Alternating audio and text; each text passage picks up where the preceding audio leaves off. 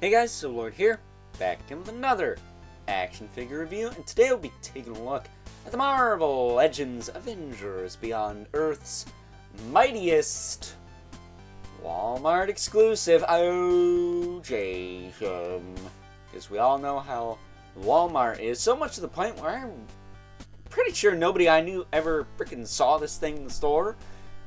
That said, today we're going to be taking a look at the Bucky Barnes Captain America. That's right, the new and improved, quote-unquote, improved Bucky Cap himself. This, of course, brought to us by the fine folks over at Hasbro, as well as the local friend who shall not be named for privacy reasons, who was nice enough to pick me up this figure from Ye Old Ollies, who's starting to get their holiday stock in for toys and whatnot. So sounds to me like they might actually get more figures from this Avengers Beyond Earth's Mightiest program. Tomorrow we're going to be taking a look at the Thor vs. Destroyer 2-pack, so stay tuned for that. Really excited to be taking a look at that. Been wanting that set for a while, but, you know, I could have paid the full 50-60 bucks for it, but instead I paid only 20. And this guy was 10 when his original retail price, I think, was 35.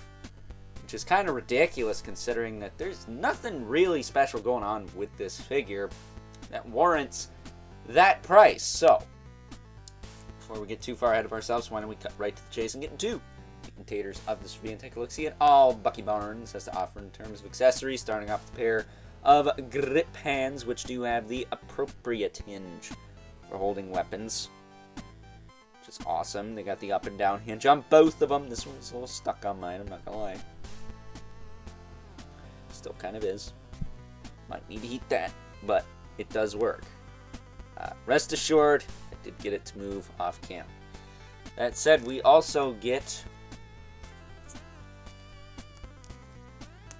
a little knife, and one of the guns that we saw with the Ruse from the Spider-Man Retro series from last year.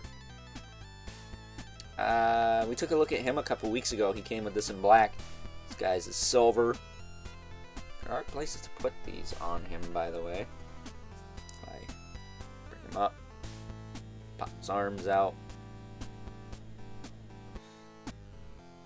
turn his waist. He doesn't really... His waist will turn, but below the belt. The belt doesn't really want to move with it. But you can put the gun in the holster here, like that, and then you can put the knife in the sheath right there. I will say these are soft, these holster pieces, but they will inhibit the articulation in the hips.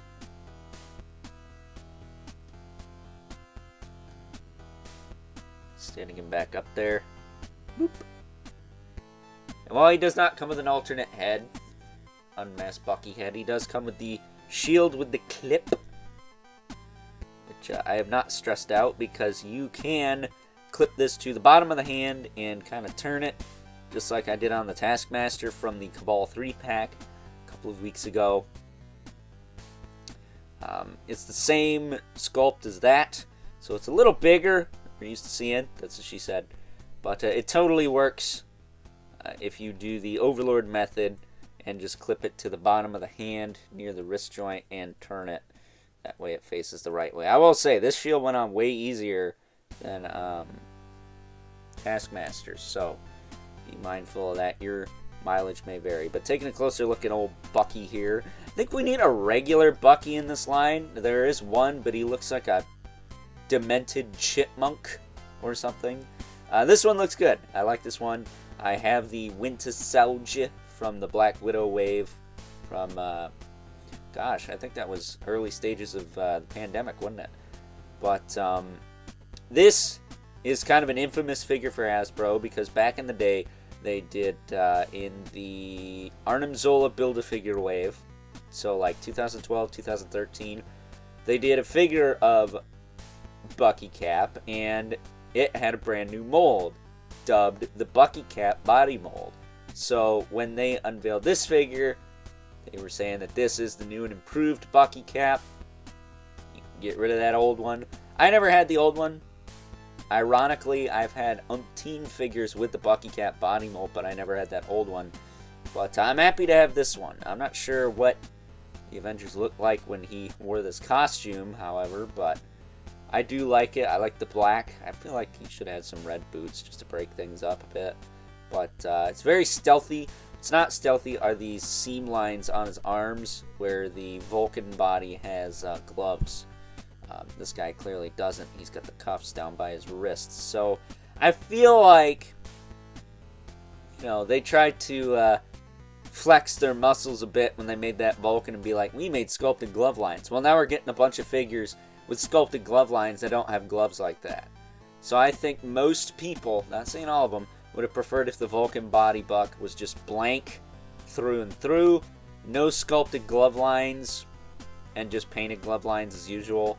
I don't think anyone would lose sleep over that. If you are, then I hope you like having weird seams on your forearms on guys like Kazar, who is literally wearing fur around his balls and on his feet. So, that said, as far as articulation on this guy goes, he's got a double ball peg in the head, surprisingly. But he can look up, he can look down, he can tilt side to side. The tilt's pretty good. The up and down's a little bit to be desired, but it's not terrible. He does rotate. The shoulders will move out pretty far. That far. He does have that butterfly joint that swings back and forth. This one was a little stuck on mine, but it does work. You can see it flexing the other one, actually. But it does swing back and forth just fine. Pop it back down. You can rotate all the way around. It's got a bicep twist. These feel a little less tight than Taskmaster's even. He does have a double elbow. That works just fine. I didn't have to heat this guy when I opened him either, so that's a plus. Ready to rock out the box, as I always say. He's got a swivel in the wrist with a hinge.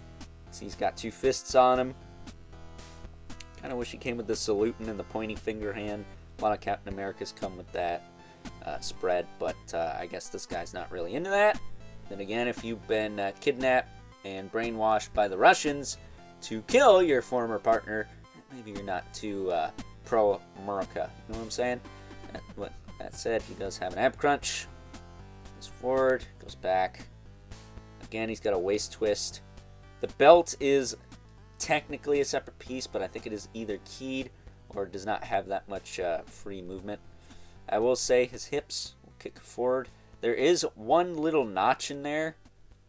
You can hear that, or better yet, see it. It stops here, and then it kicks up a little more.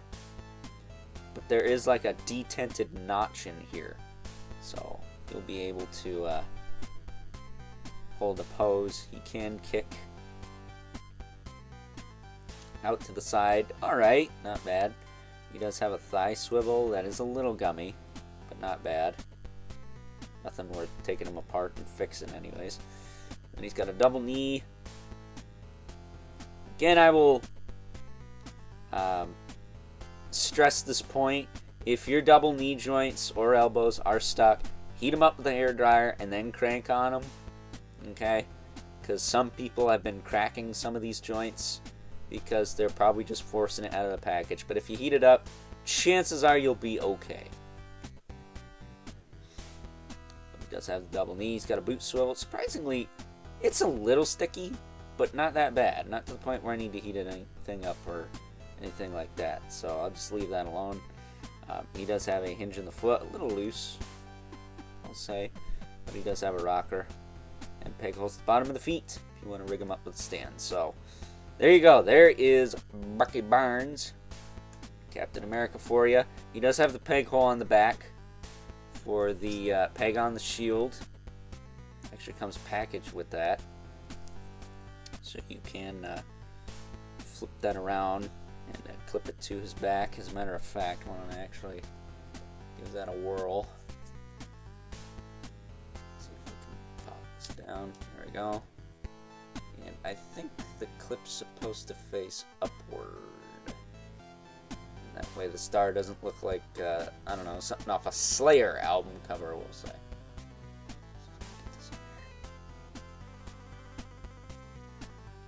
There you go. said, I kind of like the star, the clip being down, just because you won't see it. That said, I do wish they just gave us the strapped shields like the MCU. I don't know why they keep using this. I mean, it's good for this, but most people are going to put the shield on the arm. Like, I don't see that being a very common display option. Like, you have Captain America, unless he's riding on a motorcycle, which we haven't got a comic book bike for him, but I guess you could use the Wolverine bike if you wanted to. Not a lot of people are going to put the shield on its back, man. I just don't see it happen. But at any rate, I like the figure. It's definitely worth $10, but I wouldn't pay more than that for it, that's for sure. So with that being said, it's time now that we move right along and take a look at some size comparisons. First up, here's good old Bucky Barnes alongside a couple other characters released for this Avengers Beyond Earth's Mightiest program. We have Hawkeye, who of course came with the Sky Shred, as well as Black Widow, the infamous Black Widow that was a Target exclusive. Oh, Jasham. But unlike the current Target exclusive Warbird, or as I like to call her, Whorebird, because you gotta whore yourself out to get one apparently, this Black Widow was relatively easy to find, so no qualms with it there. But as you can see, Bucky Barnes is a little bit taller, which I think makes sense. I always view Hawkeye and Black Widow being more average in height, so this makes sense. Although I do think Hawkeye and Bucky Barnes here do share some similar bits and pieces. That said, in our two regulars, we have the Mythic Legion's Brother Manibelith right there, and the infamous 11 Spawn, who of course is going to tower over everyone, business as usual. So with that being said, it's time now that we wrap things up with some final thoughts.